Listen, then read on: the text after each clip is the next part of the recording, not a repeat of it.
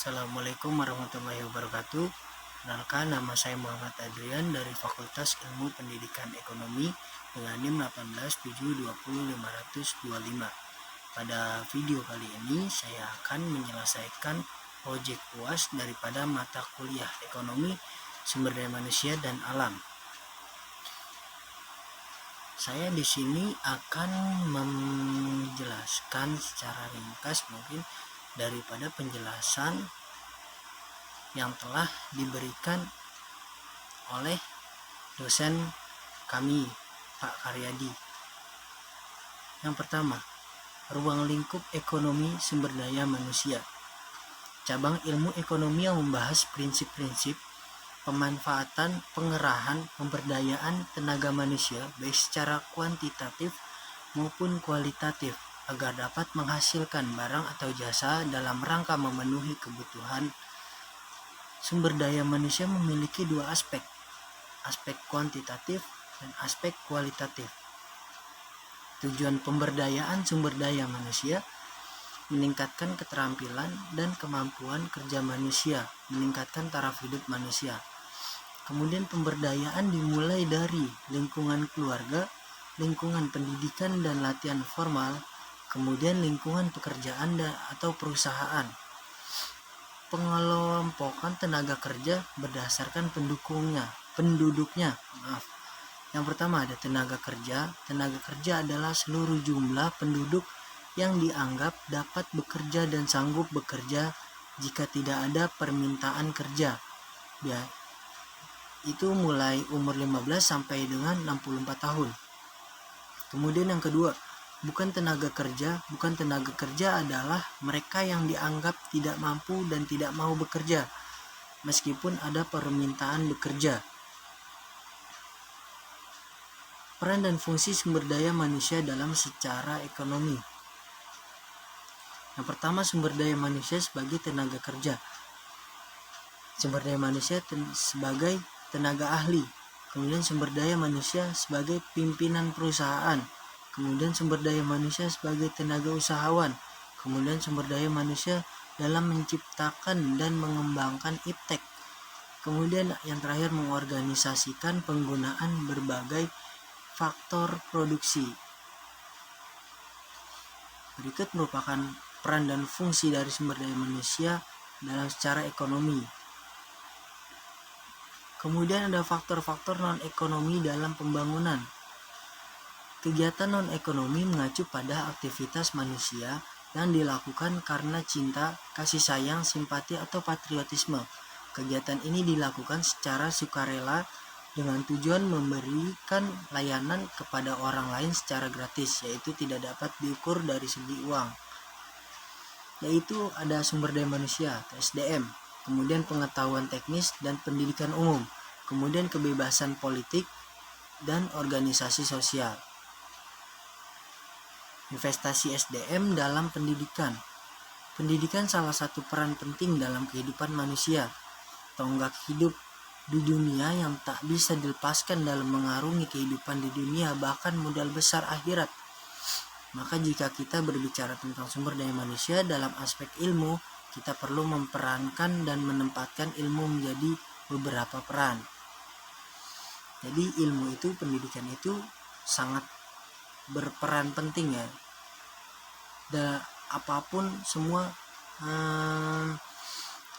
harus berpendidikan, harus ada peran dalam pendidikan itu, harus berperan, bukan harus lagi, dan mungkin setiap apapun itu memiliki pendidikan itu ikut berperan penting maksudnya itu. Kemudian peran SDM dalam pembangunan ekonomi. Yang pertama ada sumber daya manusia sebagai tenaga ahli, yang kedua sebagai tenaga kerja, yang ketiga sebagai tenaga usahawan, yang keempat sebagai pimpinan perusahaan, dan yang kelima dalam menciptakan dan mengembangkan iptek. Kita ulang lagi, ini peran SDM dalam pembangunan ekonomi. Ada 5. Sebagai tenaga ahli, kemudian sebagai tenaga kerja tentunya, dan pembangunan ekonomi. Peran sumber daya manusia ini pastinya ada tenaga kerja ya, dalam setiap pembangunan itu.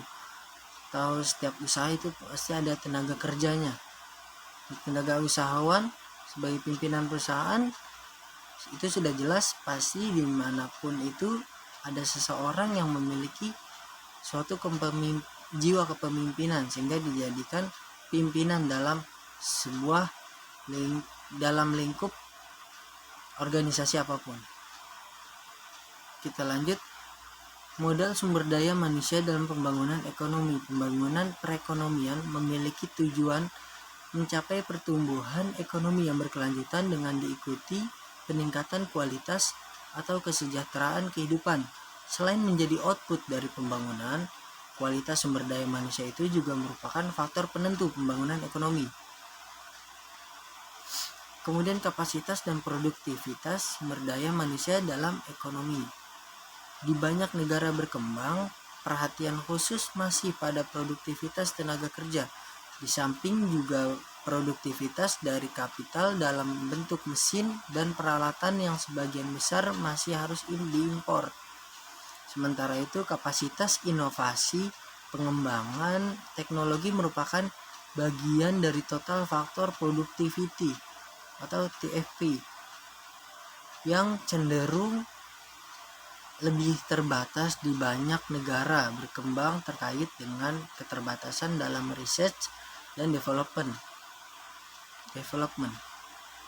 Kemudian pengembangan dan pemberdayaan sumber daya manusia. Pengembangan sumber daya manusia adalah suatu usaha untuk meningkatkan kemampuan teknis, teoretis, konseptual, dan moral karyawan sesuai dengan kebutuhan pekerjaan atau jabatan melalui pendidikan dan latihan. Pendidikan sendiri berhubungan dengan peningkatan pengetahuan umum dan pemahaman atas lingkungan secara menyeluruh. Tujuan adanya pengembangan. Yang pertama, meningkatkan produktivitas kerja. Yang kedua, meningkatkan efisiensi. 3, mengurangi kerusakan. Jadi ketika kita dalam suatu pekerjaan itu ya, SDM adalah suatu usaha untuk meningkatkan kemampuan teknis. Jadi perlunya penyesuaian daripada apa yang dibutuhkan, penempatan apa yang dibutuhkan. Kita harus mencari sumber daya pekerjanya yang sesuai gitu, supaya tadi meningkatkan produktivitas kerja, meningkatkan efisiensi, dan mengurangi kerusakan. Kemudian pembentukan modal SDM. Modal manusia adalah kemampuan individu agar bisa berinteraksi dengan orang lain yang dilakukan guna peningkatan kualitas kinerja dalam suatu organisasi. Yang pertama, modal intelektual, kemudian modal emosional, kemudian modal sosial, kemudian ketabahan, moral, dan kesehatan. Ketenaga kerjaan.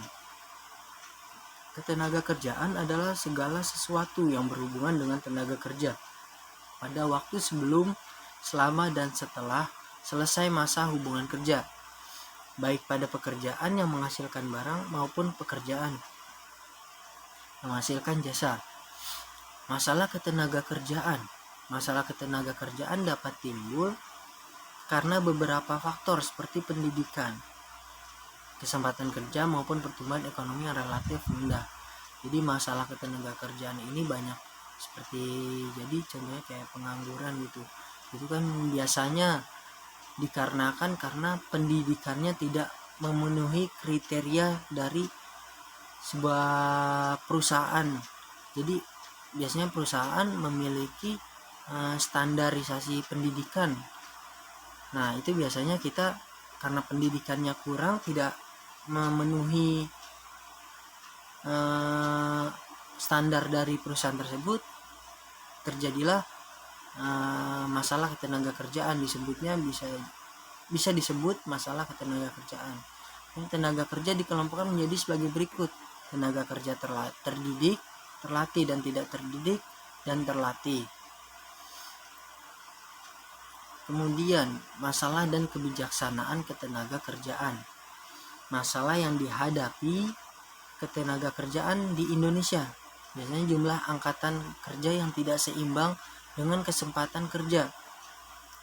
jumlah angkatan kerja yang tidak seimbang dengan kesempatan kerja. Jadi banyaknya orang yang membutuhkan pekerjaan tapi nggak seimbang dengan banyaknya suatu perusahaan yang membutuhkan karyawan gitu.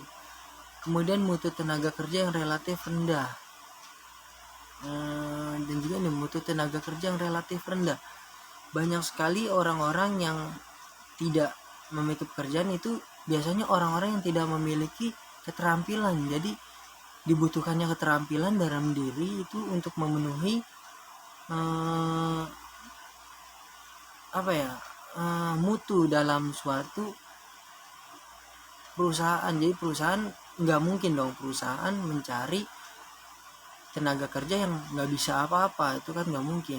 Jadi mutu tenaga kerja yang relatif rendah menjadi masalah dalam yang banyak dihadapi di Indonesia ini. Kemudian persebaran tenaga kerja yang tidak merata, dan kemudian pengangguran. Kemudian usaha untuk mengatasi masalah ketenaga kerjaan, ada kebijakan pendidikan, kebijakan lapangan pekerjaan, kebijakan pengupahan. Berikut yang tadi bisa saya sampaikan. Banyak kurangnya saya mohon maaf.